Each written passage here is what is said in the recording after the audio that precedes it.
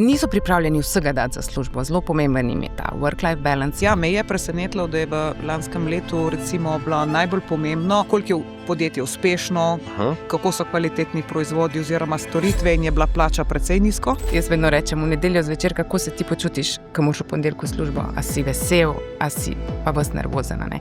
In nočemo delati za podjetje, kjer te začne zvijati v nedeljo zvečer, da moraš ti v ponedeljek v službo, ne? Danes imajo zaposleni drugačno pogajalsko izhodišče in so delodajalci bolj stisnjeni v zid kot obratno.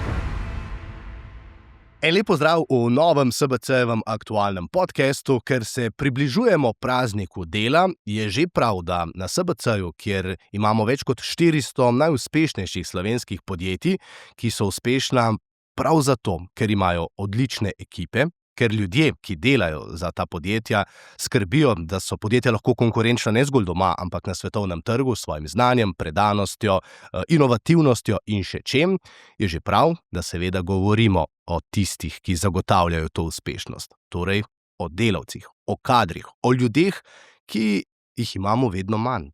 Če pogledamo demografijo, ne zgolj v Sloveniji, ampak v Evropski uniji, potem vemo, da se soočamo z velikimi izzivi. Če smo imeli lani celo najmanjšo rodnost v zgodovini naše države, potem vemo, kaj nas čaka čez nekaj let. In tega se zavedajo kadrovski oddelki vseh večjih podjetij in tudi manjših. Kateri so tisti kadri, ki jih danes najbolj iščejo? Kako mlade prepričati, da se pridružijo nekemu podjetju, neki veliki multinacionalki, s čim jih, v narekovajih, premamijo in še bolj pomembno, s čim jih obdržijo? O teh dveh vprašanjih in še mnogih drugih bom danes govoril z dvema gostjama. En lep pozdrav obema. Lep pozdrav. Zdaj ni vrstni red nič pomemben, ampak morda začnemo pri Ajdi Sibinčič, direktorici, lastnici, solastnici First Classa in Quantifya in tudi članici SBC-ja. Živjo, Ajda. Se lahko tikamo morda samo tako na začetku, ker je lažje. To smo se zmenili, bom danes sam predlagal. In pa Vesna Vodopivec, pomočnica uprave NLB-ja, drugače pa vodja kadrovskega dela NLB-ja, lahko tako rečem. Okay. Kako sta? V redu. A je to vprašanje, nekaj časa se že ukvarjam s tem, da se učimo, kako nastopati in vsi rečejo, kako si, to je vprašanje, ki je prepovedano. Ampak ko pridajo mladi k vama na prvo srečanje, kaj jih najprej vprašate? Kaj je prvo vprašanje, kjer odprete pogovor? Predstavljam si, da nekdo, ki prvič pride na razgovor, je verjetno malce živčen, ne ve, kaj ga čaka. Mogoče je to odločitev, ki mu bo spremenila življenje. Se pravi, kako mu pomagate, kako ji pomagate, da je ta prvi stik čim bolj normalen? Lahko jaz, ne? Seveda. Mladi sploh nimajo teh problemov. Pristopne, so zelo pogumni, odprti. Seveda jih pač počakaš, jih pripelješ, razložiš, sprostiš okolje, narediš nek pogovor, ki je malo tako sproščujoč, potem se začneš pa pogovarjati, ne. Nekateri so bolj tudi introvertirani, je treba, ker v enozložnicah odgovarjajo, ker se s socialnimi omrežji tako pogovarjajo, je tudi razgovor lahko tak. In je zelo odvisno, koliko je kadrovica spretna, da se ga sprosti in se začne z njim pravilno pogovarjati, ne. Tako da ni nekega vzorca šimla, to, ko smo včasih imeli, kako začeti, kako končati, kaj povedati, kaj vprašati. Go with the flow, greš pač s tokom in poskušaš kandidata sprostiti. Včasih je veljalo, ne, da ko si sam napisal CV, je bilo zelo pomembno, kaj si napisal v tem CV-ju, ker je to veljalo za sveto knjigo, ne. Zdaj me že malce peljate v to smer, da danes ni več vse tako, kot je nekoč bilo. Tudi mladi so drugačni, ne. Jaz zdaj sam sebe, ko govorim o mladih, že lahko prištevam med starejše, ker priznam, da njihove govorice, njihovih teh teženj včasih ne razumem, ampak vendarle so tisti, na katerih sloni naš svet, ne. Če jih mi ne bomo imeli, če jih ne bomo vpeljali v naše delo, potem je lahko vse brez veze. Zato morda, Ajda, zate vprašanje, ker vodiš tudi agencijo, kjer lovite najboljše, iščete najboljše. Kaj je tisto, kar se je najbolj spremenilo? Ja, nove generacije so res drugačne, a ne. Imajo ogromno uporabnih veščin, a ne. Zdaj, ko rečemo, ne vem, konkretno digitalni marketing, a ne. Oni, ko pridejo, oni niso omejeni z nekimi starimi procesi, načini dela, a ne. Oni že v štartu naredijo 6 bližnjic, za katere pač nekdo, ki je bil navajen, učen nekega starega načina, a ne, sploh ne pomisli, a ne, in so pač bistveno hitrejši, a ne. Na drugi strani je pa tukaj pač izziv s temi generacijami, da mogoče niso, pa zdaj spet posplošujem, a ne, ampak pač trdo delo, ne. To je recimo moja generacija, ki je prihajala na trg delovne sile leta 2009, takrat, ko je pač ta kriza bila v polnem razmahu. Mi smo bili pač veseli takrat, da smo dobili službe, a ne, hvaležni. Smo tudi pač zdržali v teh službah, tudi če ni bilo super, a ne. Medtem ko tukaj pa je situacija taka, da pač imajo ogromno možnosti, a ne. Zdaj še vedno smo v času, ko je neskončno priložnosti, sploh za te neke nove profile, a ne. In niso pripravljeni vsega dati za službo. Zelo pomemben jim je ta work-life balance, se pravi ravnovesje med delom, prostim časom. Veliko imajo nekih hobijev, mogoče popoldanskih dejavnosti, a ne. Tako da tukaj moramo to vzeti v zakup in se naučiti, kako dvigovati zavzetost znotraj te generacije, kako jih motivirati, kako jim dati tisti višji cilj, za katerega oni radi delajo, a ne. Pol so lahko pa res odlični in ogromno prinesejo v naše ekipe. Moja mama mi je rekla, ko sem sam odhajal na trg dela, eno stvar sem si jo celo življenje zapomnil. Bodi priden, veliko delaj, zato da boš lahko tam do konca življenja. Ja. A ne? To je bila neka miselnost, neka mantra, ki so jo naši starši prenesli na nas. Zdaj pa ti govoriš, a ne, da je zdaj drugače, se pravi, mi kot starši danes že učimo nekoliko drugače. Koliko na leto približno zaposlite v NLB-ju kot največji banki, največji skupini, najbolj uspešni v zadnjih letih tudi novih kadrov? Ja, samo v Sloveniji preko 200. Preko 200 se tudi banka spreminja generacijsko, ne? So določene generacije, ki odhajajo pa pokoj, v skupini pa toliko več, ne? Ker smo pač v celi regiji prisotni. Torej več kot 200, včasih tudi 300. Poleg tega pa ni samo, da zaposlimo, je zelo veliko notranjih prezaposlitev, ne? Karierni razvoj. Torej, če zaposlimo 200 pa nekaj iz zunanjega trga, jih je še enkrat toliko znotraj, ki zamenja področje dela. In to je, ko smo prej govorili o mladih, tudi zelo pomembno. Če je veliko podjetje in nudi te možnosti razvoja na različnih delovnih mestih, jih tudi lažje seveda zadržiš, ker je neka perspektiva, ne? To pač ni neko podjetje s 50, oni imajo najbrž večji izziv.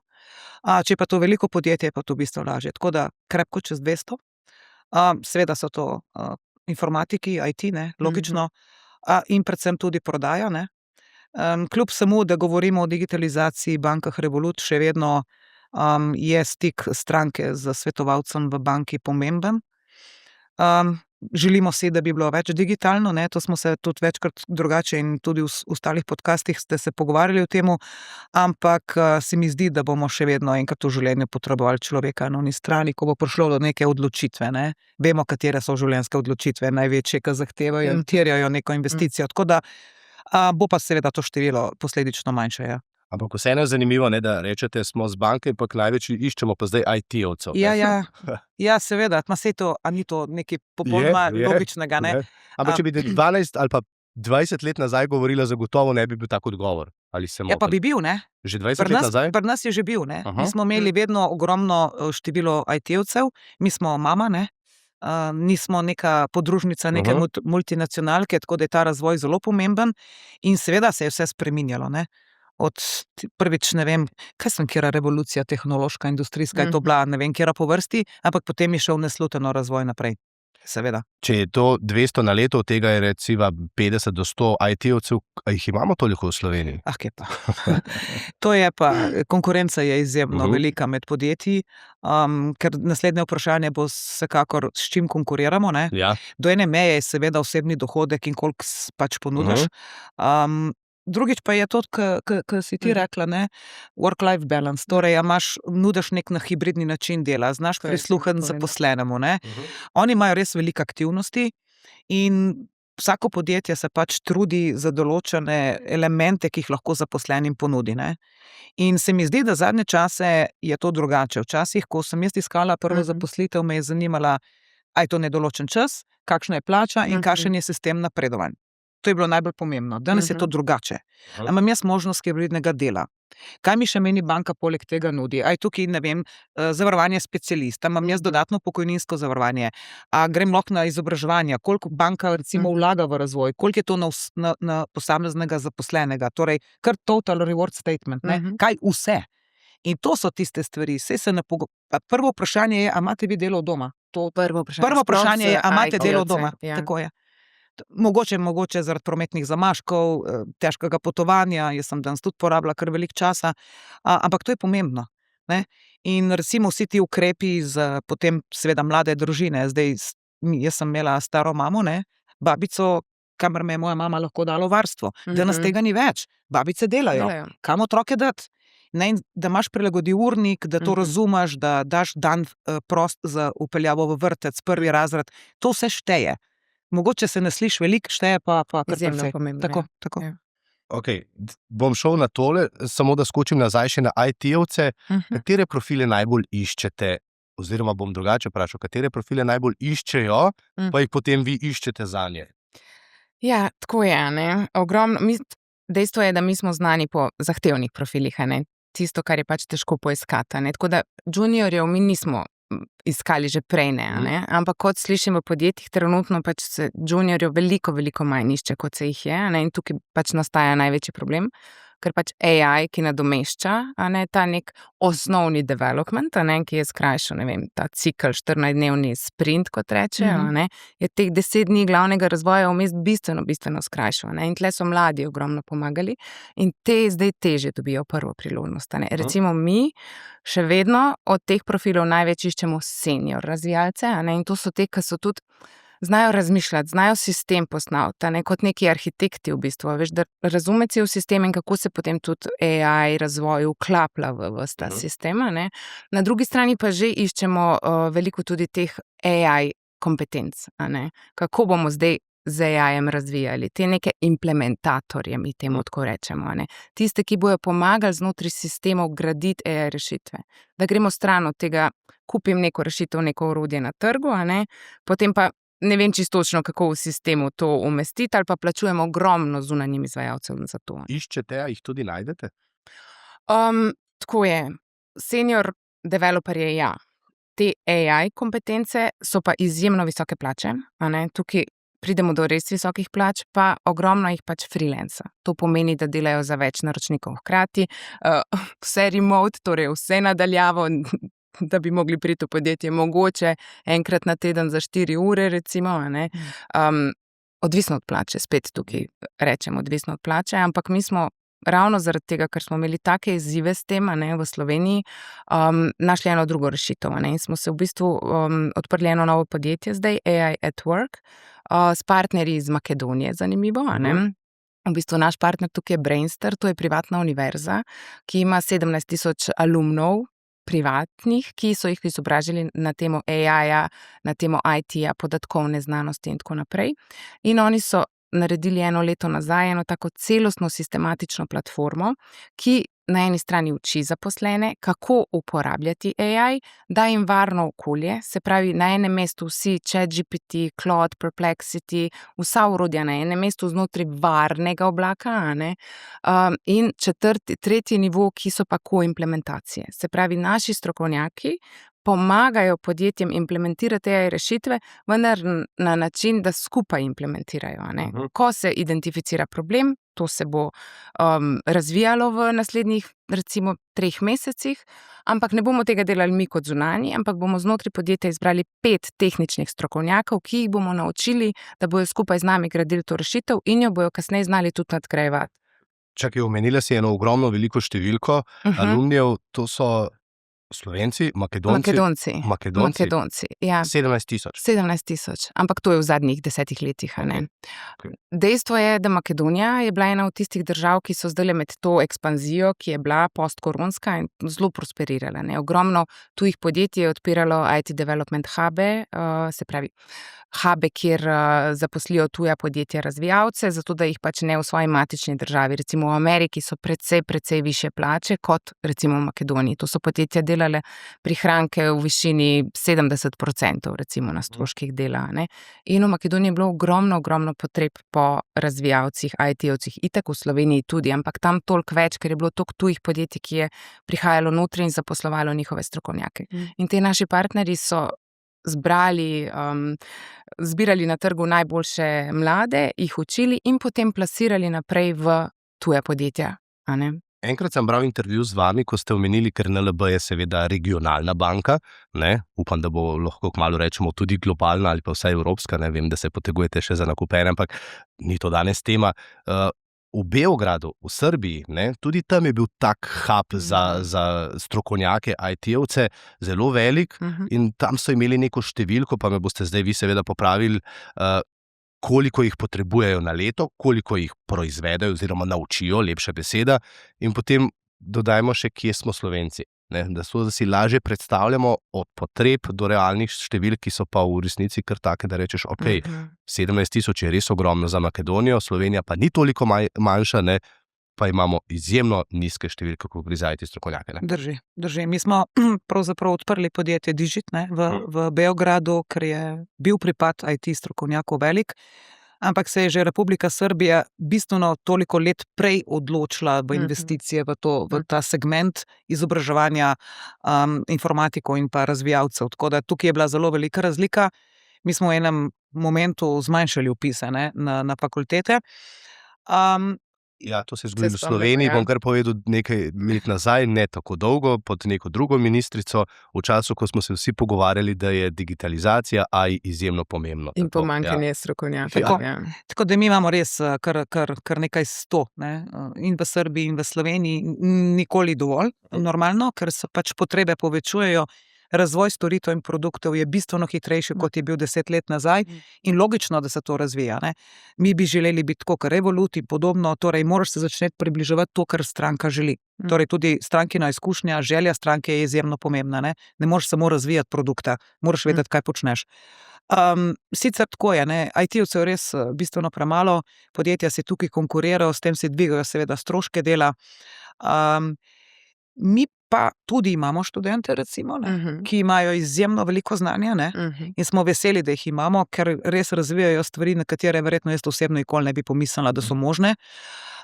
In imamo recimo hekatone, pravkar imamo hekaton iz področja umetne inteligence za talente, ker vsaka organizacijska enota, kar nas je samo v Sloveniji 2500, je fajn, da ima enega AI agenta, ali pa enega mentorja, ali pa enega advokata, ki druge navdušuje pri uporabi orodij, ki olajšajo v prvi fazi delo.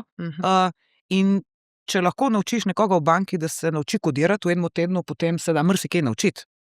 Zdaj, ali imamo mi samo strah pred takimi stvarmi in to je tabu in tega ne znam in tega ne zmorem, je pa seveda normalno tukaj biti potrebno pozoren, smo regulirano okolje, to smo se že prej pogovarjali, varstvo pač naših depozitarjev, ni tako enostavno, absolutno pa možno in se mi zdi, da je tukaj ta pot malce lažja zdaj v zadnjem obdobju.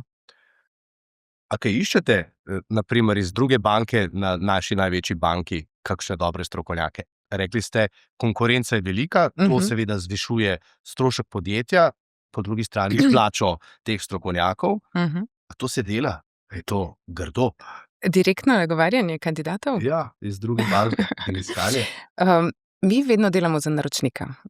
Se pravi, nam naročnik jasno pove, kakšnega kandidata želi. V idealnem svetu je to nekdo, ki je delal v enaki industriji, enake naloge, vodil enako število oseb.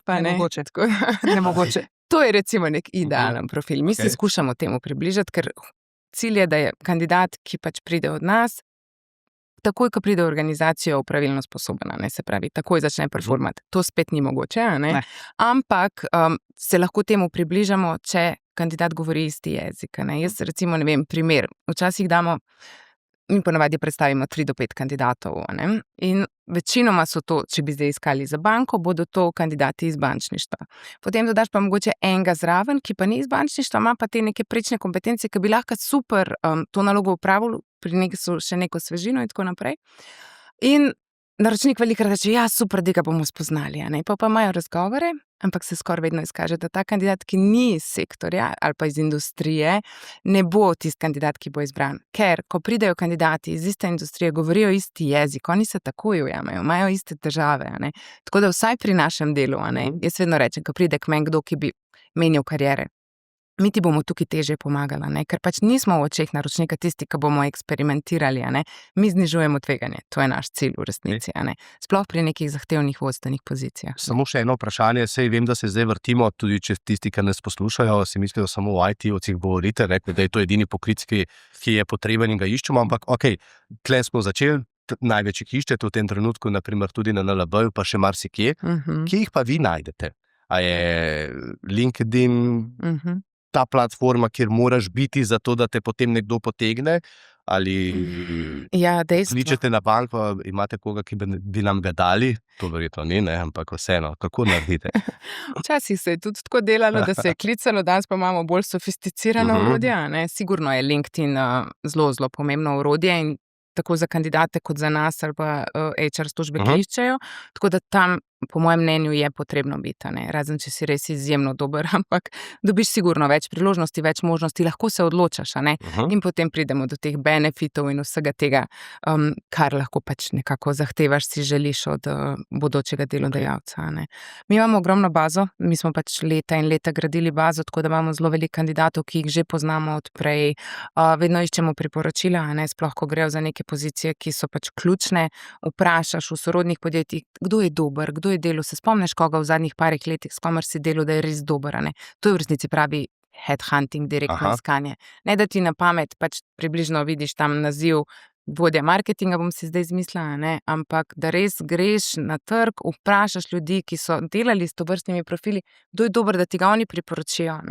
Po LinkedInu lahko najdem sama, Ni noben problem z licenco, Recimo, ampak dejstvo je, da pri zahtevnih IT strokovnjakih, pač mi moramo včasih na LinkedInu obrniti 500-600 profilov, Da najdete enega dobrega? Da najdemo, ja. Ker v večini primerov mi nimamo zdaj bajne plače, Vsi pač tam nekje v povprečju, imaš povprečno plačo na trgu, mogoče malce več, ampak ti, ko nagovarjaš najboljše, kandidate, sploh te, ki so zelo iskani, in jih moraš res veliko obrniti, da najdeš tistega, ki je v tistem trenutku nezadovoljen, ki pač mu je vodja glih dal, slab feedback, in je tukaj nezadovoljen, da se je pripravljen s tabo pogovarjati.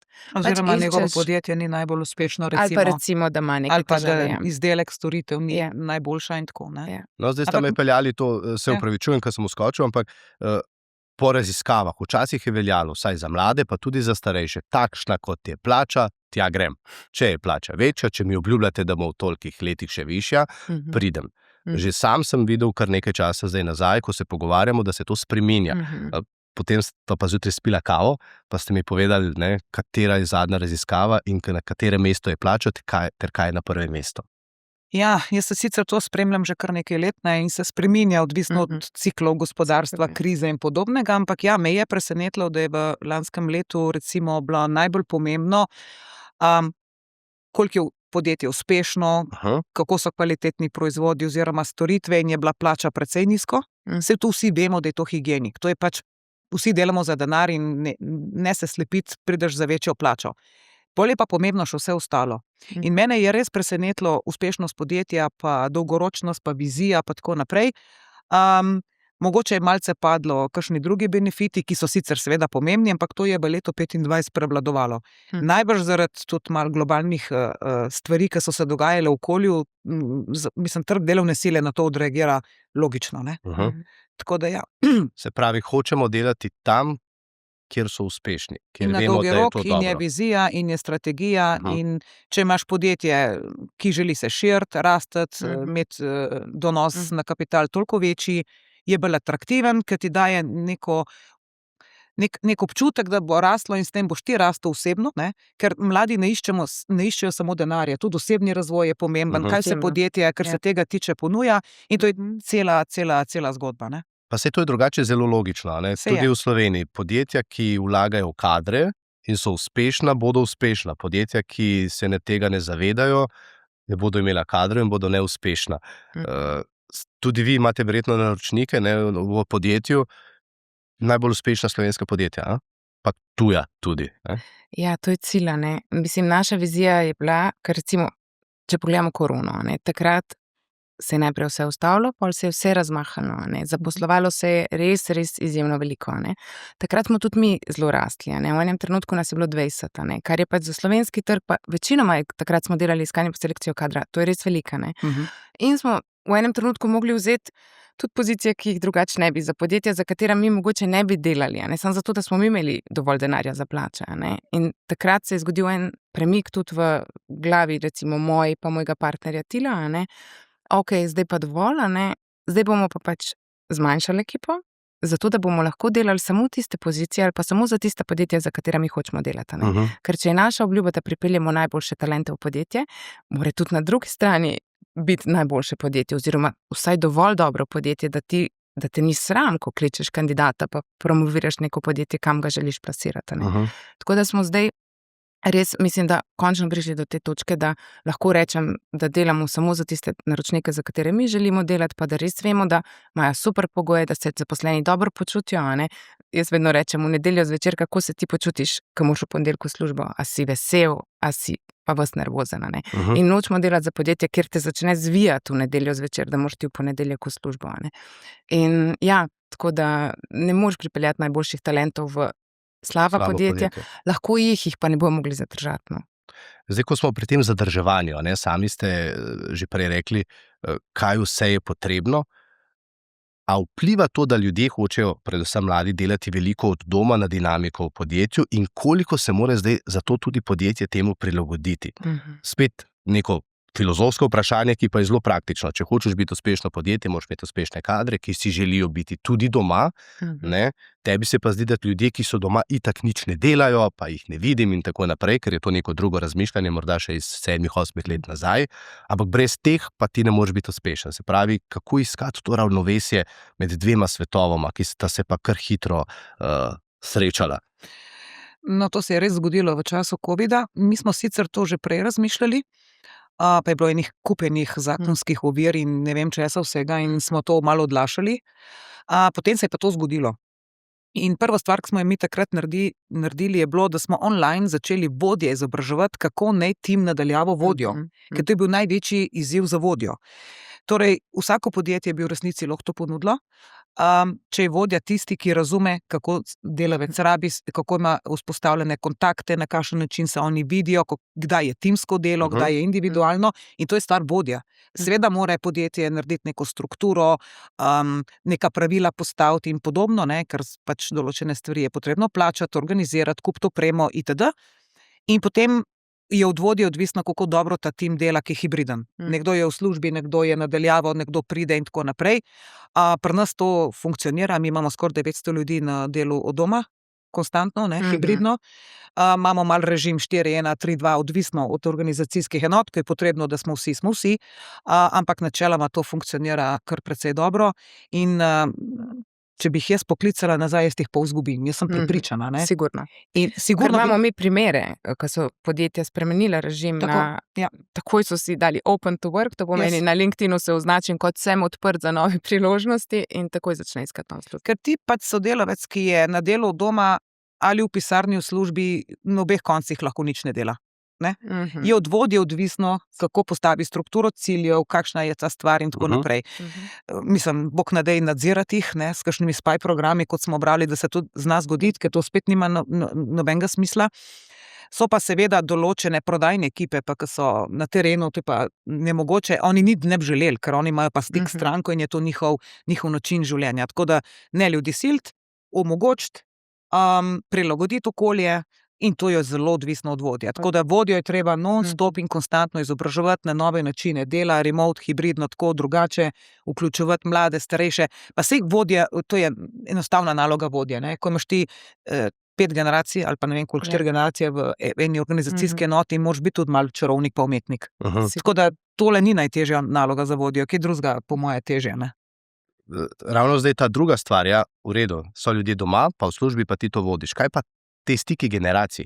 To pa je morda spet nekaj. Na začetku si rekla, da ti mladi so res drugačni. Ko smo mi prihajali na trg dela, so tisti naši starejši rekli, ti mladi so res drugačni. To je res stara mantra, ki se ponavlja že, ne vem, mislim, da od grških filozofov, ki so napisali, kakšna ta generacija nas bo potopila. Ampak kako pa vzdrževati to dinamiko, naprimer med 60-letniki, ki imajo še nekaj let do upokojitve, pa med 25-letniki, ki so ravno prišli? Tu je pa res razlika v pogledu, morda tudi v znanju, nekdo ima mnogo izkušenj, drugi pa misli, da ogromno znanja. Spoštovanje je včasih problem, ampak v podjetju, kjer je 2500 zaposlenih, ker ste regionalno podjetje, globalno podjetje, ker imate toliko različnih, to tudi ni bilo 20 let nazaj, da bi bilo toliko enih različnih kultur. Kako pa to vzdržujete ali pa skrbite za to? Mislim, to je res dobro vprašanje, ne? Ker smo v Sloveniji delali študije o medgeneracijskem sodelovanju, 55 plus in tako naprej. Starejši zaposleni so odlični mentori in so odlični učitelji.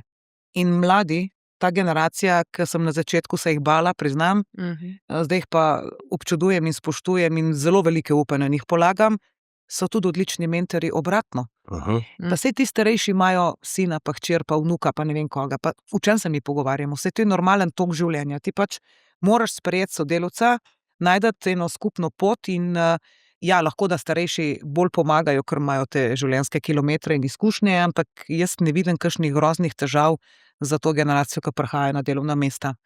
Bilo bi seveda zelo težko, če bi bili v majhnem številu, ampak ker se zdaj res generacije menjavajo močno, je to število mlajših res že veliko po organizacijskih enotih in teh problemov ni več, ne. Teh problemov in težav ali pa izzivov ni več. So pa en drugmu odlični mentori. Odlični. To sem hotel slišati, ker to zdaj, če narežem na kratko izjavo, ki je bila dolga 30 sekund, je točno tisto, kar v bistvu odgovori na vse te posplošene izjave, a ne, ti mladi, ti stari, to ne gre, v resnici pa dokazujete, da gre, ne. Gre. Mogoče enako vprašanje tudi zate, ne, ko iščete, prej si omenila senior razvijalce, juniorje in tako naprej, ali je pristop isti? Ali je prepričevanje, pogovor isti? Ne, v bistvu je popolnoma drugače.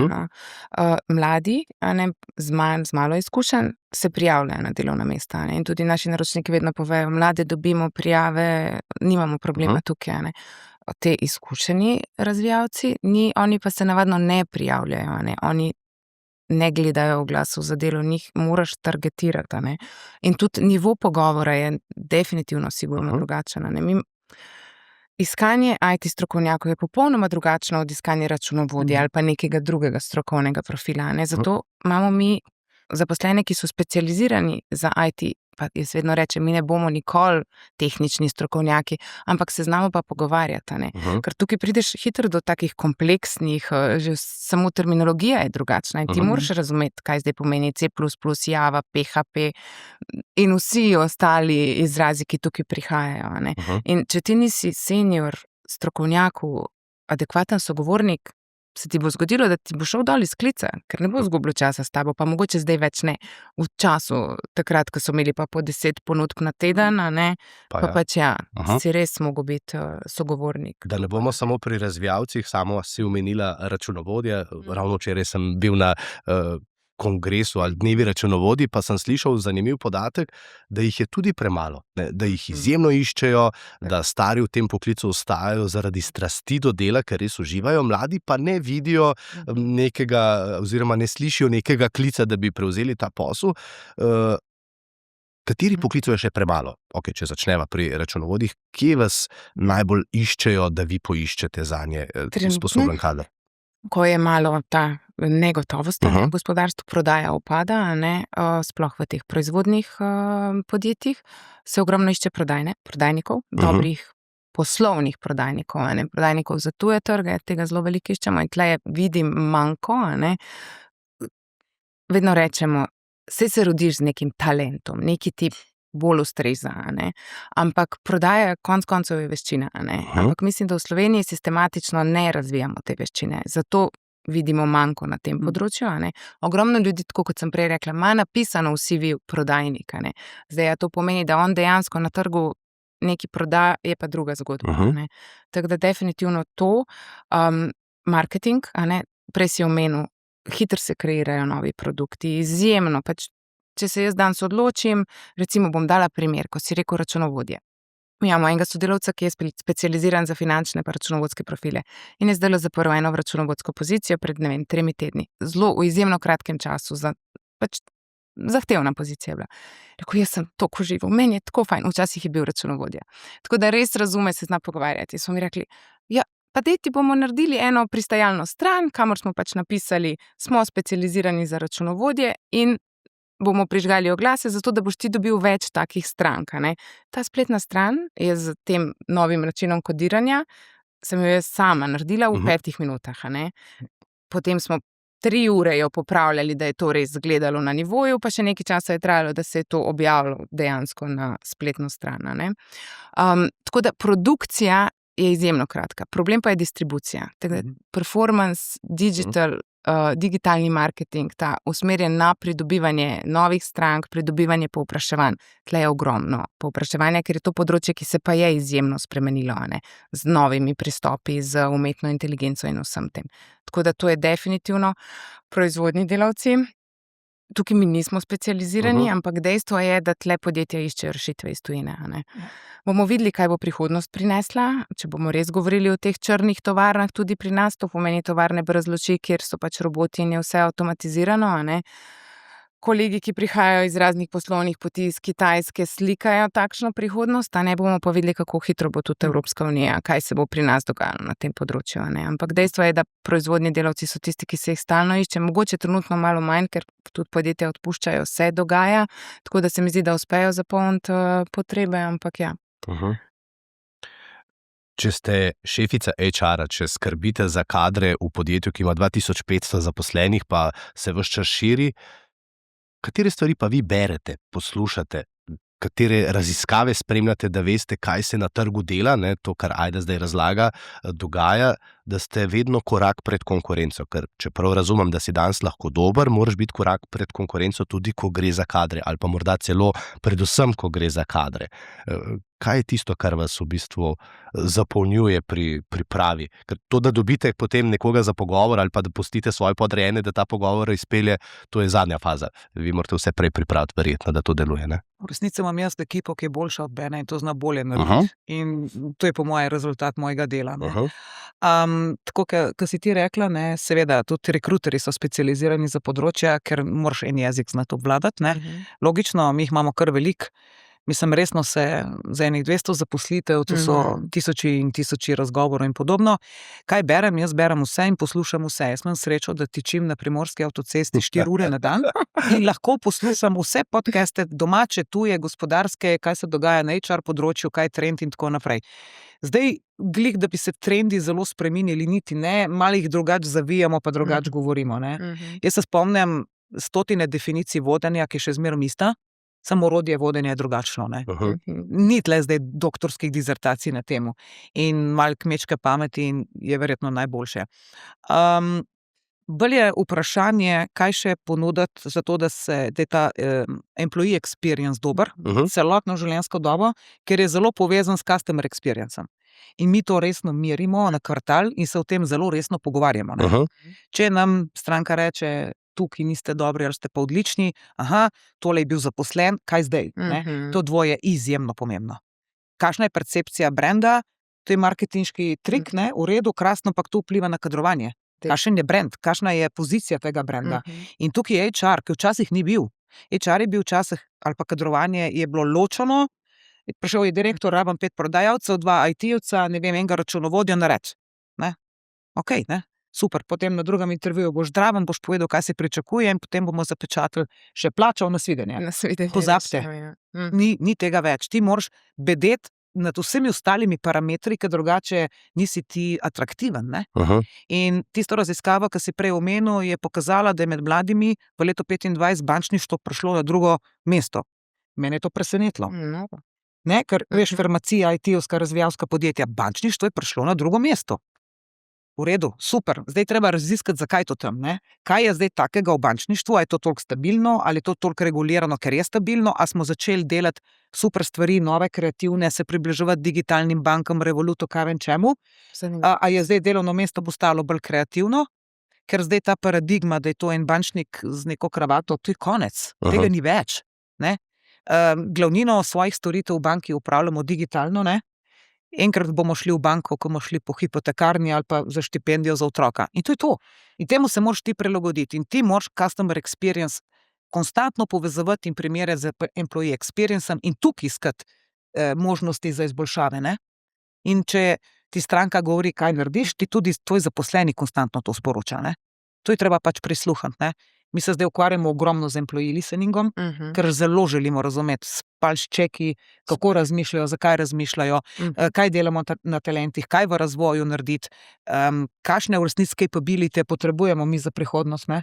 Čez 5, 6, 7 let, ker je itak v oblakih, ki nas preseneča nenehno, ne? In razvoj je res hiter, ne? To, kar zdaj govorite, to bom pa zdaj kar iskreno povedal, to se mi zdi, da 5 let nazaj zagotovo nisem nikjer slišal. Mi smo zelo pogumno o tem razmišljali ves čas. Ampak govorili pa niste tako na glas, tako pogumno, ker HR je včasih govoril, sem bil kar na veliko teh konferencah, HR je govoril, kaj ponuditi zaposlenemu, ne? Od tečajev do joge, do malice, do sadja v pisarni. Vem, ampak zdaj ste šli pa korak naprej. Ja, absolutno. Ne? Mislim, če je trg delovne sile izpraznen, če konkuriramo za iste ljudi, če mi s plačo in osebnim dohodkom zmoremo toliko na ravni celotnega slovenskega, evropskega gospodarstva, potem je potrebno razumeti nekaj drugega. Ne? In če zaposleni sporočajo, želim delati za uspešno podjetje, super proizvodi, storitve, moje delo ima mission, ima purpose, jaz delam nekaj za okolje, karkoli. Moraš to slišati in to narediti. Tako delovno okolje, tako delovno mesto, tak dohodek, take benefite in vse ostalo. Ne? V tem je zadeva. Zakaj pa ne bi ljudje zadovoljni, tako, ker jih ni strah v ponedeljek, ker je test matematike in ti nisi pripravljen, ne? Ja, če smem tle, ne, mi ravno Quantify, podjetje, eno izmed naših podjetij v skupini, je ravno zato, v bistvu, meritve, diagnostika, kaj se ti v podjetju dogaja, a ne? Včasih so podjetja delala izobraževanja, vsako leto isto za vodenje, a ne, pač copy-paste, pa to zdaj leta nazaj, a ne. Naš cilj je, da v bistvu mi zmerimo s temi kratkimi pulzi, pa tudi bolj poglobljenimi insighti, a ne, kaj oni sploh želijo, a ne, kaj jih moti, kaj jih veseli, a ne, da iščemo tiste njihove motivatorje, pa hkrati tudi demotivatorje. In da pol na podlagi tega, ko vidimo vrzeli, ogromno se pojavlja ta vrzel, nejasna vizija ali pa neusklajenost z vizijo podjetja, a ne. Veliko zadnje čase netransparentnost komunikacije, ne. Želijo biti obveščeni, želijo vedeti, kaj se v podjetju dogaja, ne. In moja sodelavka, ki vodi v bistvu razvojni oddelek pri nas, vedno reče, če ni informacij, se začnejo govorice, a ne. Ker če se vodstveni nivo se nekaj pogovarja, razmišlja 3 opcije, kam bo šla banka, recimo, a ne, kar je legitimno in super, a ne. Ampak, če potem vsaj do neke mere ni skomunicirano to navzdol, pa slišijo neko govorico, se hitro razširi kot požar, banka se bo prodala, recimo, ne. Pač, in zato je pač, zato pač pravim, da je želijo informacije, želijo biti vključeni, obveščeni, a ne, in tudi v sama izobraževanja, ki se planirajo za njih, je fino, da jih vključujemo, a ne, da se ne predpisujejo na pamet neke zadeve, ampak na podlagi meritev, diagnostike je v bistvu danes lahko vsak evro, ki ga namenimo za izobraževanje, porabljen smiselno, pa z nekim realnim efektom, a ne. V resnici lahko celo zmeraš return on investment, če želiš. Mi imamo izobraževalni center že 50 let znotraj hiše in se je res močno spremenil, ne. Kaj danes ponujamo? Vse digitalne platforme na Udemyju, ne. Vprašal si me, katere podcaste poslušam, veliko tudi vaših, ne, ker so zanimivi, ker mene zanima še vse ostalo poleg, ker vem, da vsaka stvar, ki se zgodi, vpliva na moje delo, ne. Se mi zdi, da se z kadrovskim delom še najmanj ukvarjamo do vsega, ne, v resnici, da se ukvarjam z vzroki in posledicami, da razumem, kaj se bo nekaj zgodilo in kako se nekje odločiti. In zaposleni so enaki, ne. Ko smo prvo strategijo naredili, je predsednik uprave šel v vsako organizacijsko enoto in si je vzel čas, da jo predstavi. To, kar ti govoriš, to je ključno. To mi delamo z naročniki, a ne. Drugo smo zmerali, ali jo ljudje razumejo, ne? Ker je pač zelo ambiciozna in mi si resno želimo, da vsak posameznik ve točno, kje je njegovo mesto in kako on k temu prispeva. In mladi sploh želijo razumeti, koliko oni prispevajo. Zmerjano, ne? Tako da, in seveda, mi imamo še tveganja na drugi strani, ki treba to vse presojati. Ampak to je ta način in so vse stvari, seveda, v 5 letih, po moje, 5krat na glavo in nazaj postavljene. In te neki mehki, ko bi rekel, vse ni nič takega, gre razložiti vizijo, ampak to ključno vpliva na performance, se pravi na učinkovitost na koncu, a ne. In na zavzetost. Recimo, ko si rekel, kaj spremljamo, mislim, da Galupa verjetno vsi spremljamo, ki daje neke kvartalne povzetke, kaj se dogaja. Zdaj, po zadnjih podatkih je bilo, da ima Evropa najnižjo zavzetost globalno, ne. In je mislim, da bilo 12% je zavzetih sodelavcev v podjetjih. 12. To pomeni, da 12 jih pride v službo veselih, da smo pa nekaj naredili, nekaj premaknil, spremenil. 12 samo. Medtem, ko na drugi strani je pa 15 aktivno nezavzetih. To so pa tisti, ki pa ne bojo nič prispevali. Toksični bojo, ne? Pa celo v negativno smer znajo iti, ne? Ker tistih 15 ali pa te detraktori, negativci ti lahko okužijo 7 drugih, ki so pa recimo tam vmes. 73% jih je nekje vmes. In te bojo povlečeni ali na to pozitivno stran, ustvarjalnosti, zavzetosti, ali pa v to negativno, vse narobe, noč se ne da, se brez veze, ne? In jaz mislim, da tle je največji problem Evrope, ki ga imamo, pač neizkoriščen potencial. Človeški potencial. Ne, da itak rabimo nove zaposlene, jasno, ne? Ampak mi imamo ljudi, ne?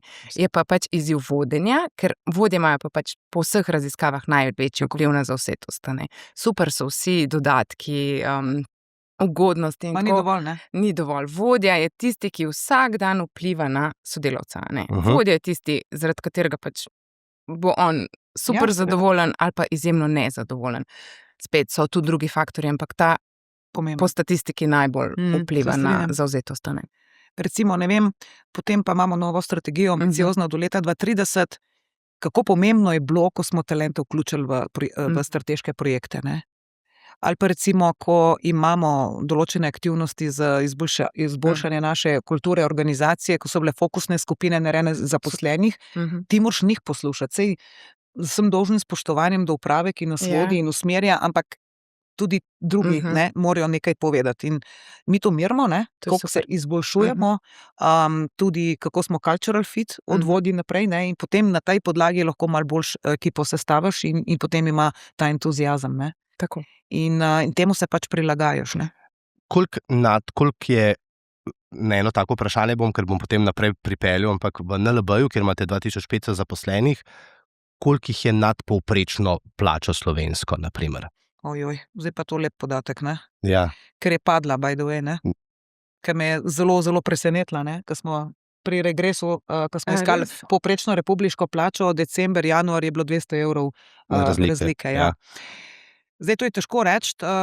Sej ni treba, da je zdaj tako, ampak... Ja, 50%, ne, absolutno. Zato, ker je banka, ki je mama, ima zelo različne profile, ne? Mi smo se zdaj pogovarjali, kako je težko IT-ovce najti, tudi na tveganjih ni najlažje, pa na analitiki pa tako naprej, ne. Ampak recimo, ja, tam, mi se med bankami primerjamo, recimo, da smo tam v povprečju z Republiko, plus minus, ampak to je plača, ne. Potem je pa še variabilni del, ki je na delovno uspešnost, pol je poslovni del, ki je zaradi uspešnosti podjetja in plus vse ostalo, kar smo že večkrat govorili, ne. Sej, zato sem to vprašal, ne, ker nekaj je plača, potem pa, na primer, vaša banka ima možnost, da še dodatno nagrajuje.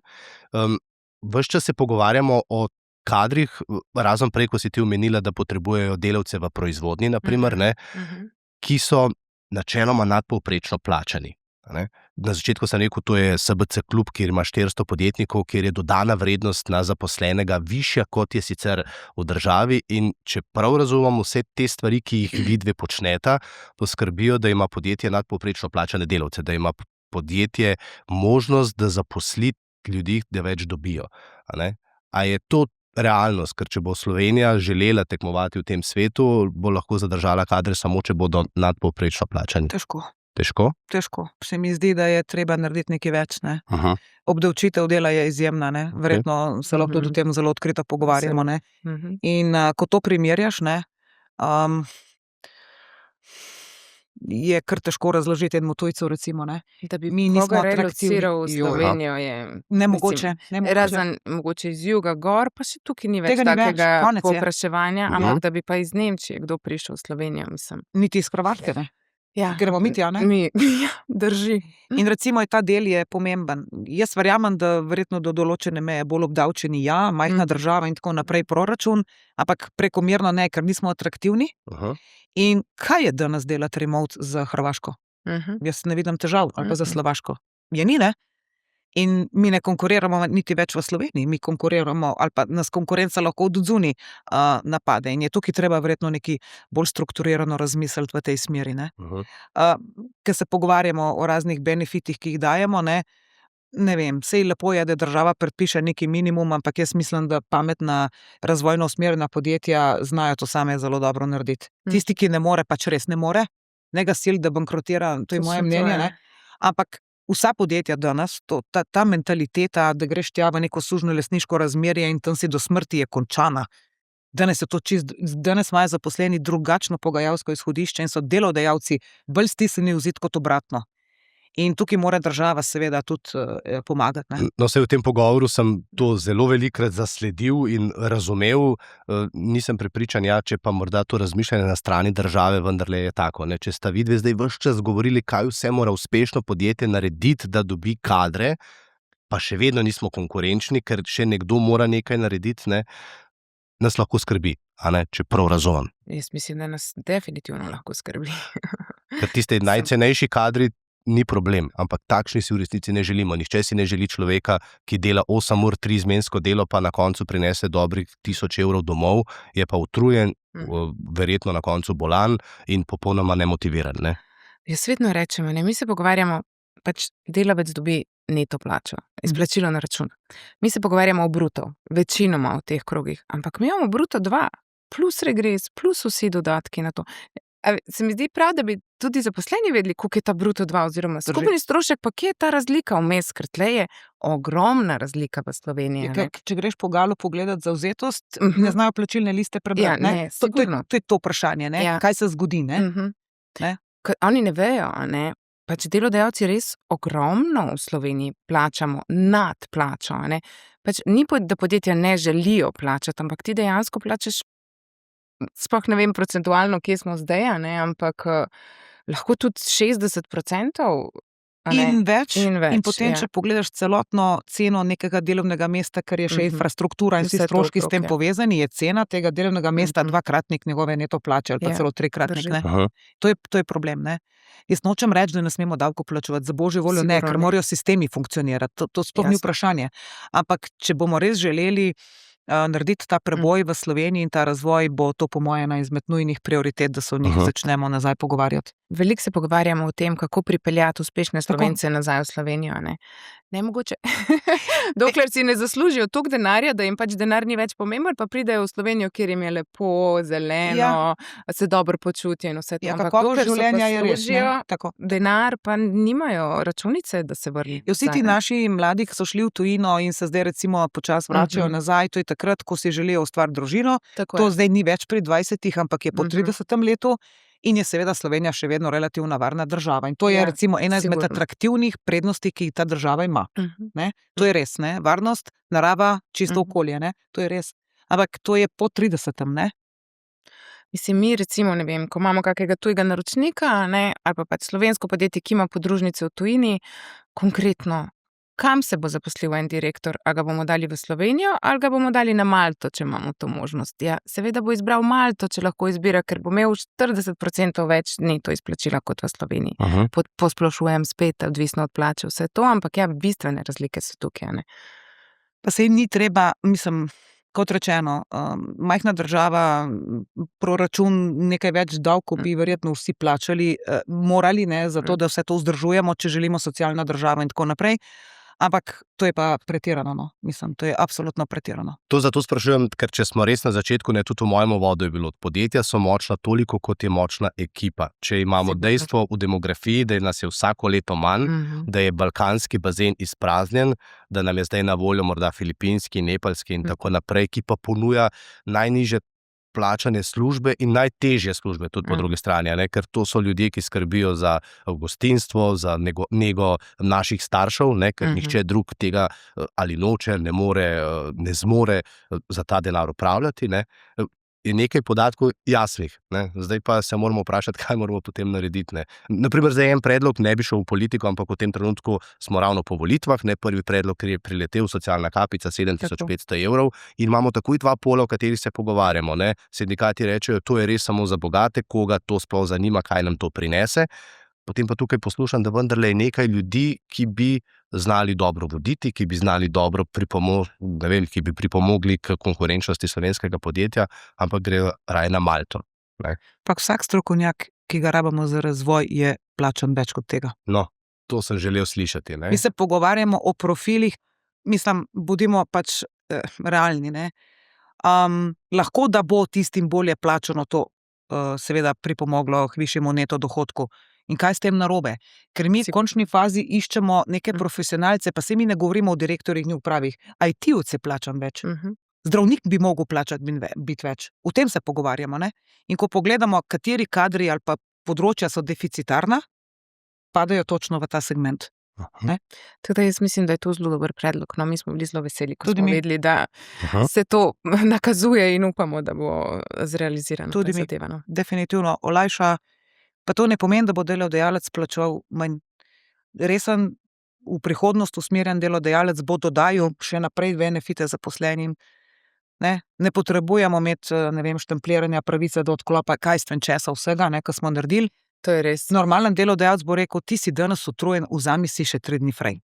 Da boš prišel nazaj po 3 dneh bistveno bolj kreativen. Sploh pri teh profilih tukaj ni več beleženja delovnega časa. En dan dela 10 ur, drug dan pa 6.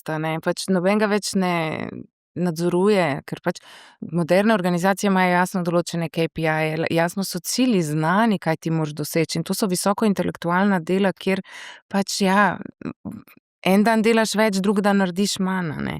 Pač ni več tega beleženja delovnega časa, o katerem smo se pogovarjali nekaj časa nazaj in ukvarjali. Koliko realno v resnici delaš v 8 urah. Ne vem, če delaš 5,5 ur, zares.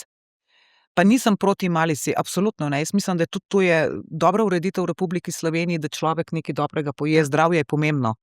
Treba je delati na zdravniških pregledih, ljudem pomagati. Mi recimo imamo eno izobraževanje, vsak mesec imamo neko področje, rečemo mu Zdrava banka. To je bil en tak odziv na takrat slabo banko, ko smo rekli, nekaj dajmo pozitivnega narediti.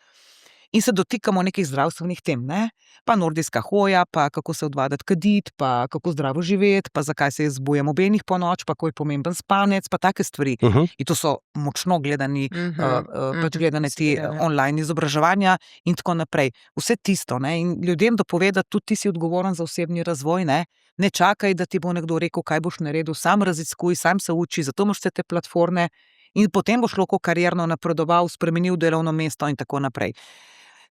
Meni osebno je zelo težko, ko gre kakšen dober kader, da bi ponudbo in da odpoved. Po drugi strani sem pa izjemno ponosna, da je NLB bila ta valilnica teh dobrih kadrov, ki so zaposljivi povsod. To je v resnici priznanje, bolečina, ker je norost potem, kako bomo zdaj to nadomestili, ampak predvsem pa tudi ponos, absolutno.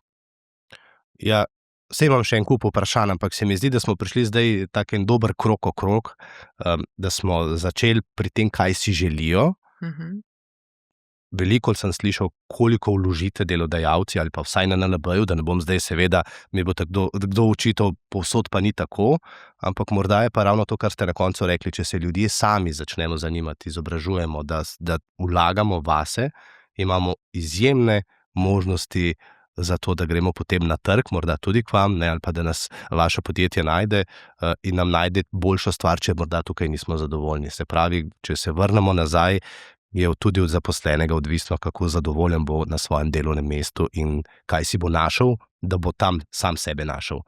Hvala lepa obema, sem vesel za tale vajin pogovor, za vajin kar nekaj novih stvari sem zvedel, predvsem pa upam, da tisti, ki so poslušali, da so razumeli, da bomo Slovenci uspešni le, če bomo vlagali v ljudi in da v tej svetovni bitki bodo preživeli samo najboljši, Zdaj, če se vsi rečejo, te govorijo o taki plači, pa govorijo o takšnem vlaganju, potem se morajo vprašati, kje delajo in ali jim ta delodajalec lahko ponudi čez 10 let, če to ali sploh še bo.